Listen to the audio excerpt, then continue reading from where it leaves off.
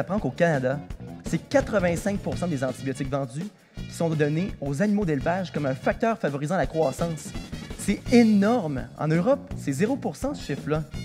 Cet usage abusif dans d'autres secteurs que celui médical entraîne une grave conséquence: l'avancée de maladies résistantes à nos antibiotiques.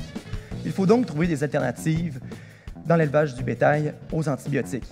Eh bien, il en existe plusieurs, mais ce qui m'intéresse, moi, ce sont les bactériocines. Ce sont de petites protéines qui ont un grand pouvoir antimicrobien. Un antibiotique, c'est comme utiliser un bazooka pour détruire la maladie. Tout est mort. Bon, j'exagère un peu, mais ça illustre la situation. Les bactériocines, ce sont les tireurs d'élite du monde antimicrobien. On cible spécifiquement une bactérie. Je pourrais rajouter une bonne bactérie inoffensive sur le saumon. Cette bactérie, l'avantage, c'est qu'elle ne va pas dégrader le saumon.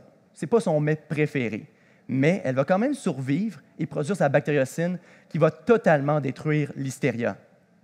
On a donc la possibilité d'offrir un saumon fumé sans agent de conservation chimique et complètement sécuritaire, que ce soit au niveau de la production, de la stabilisation du produit ou de son application sur le produit. Il faut être rentable. C'est le nerf de la guerre. Le but final du projet est donc d'offrir des alternatives aux antibiotiques dans le domaine vétérinaire et alimentaire.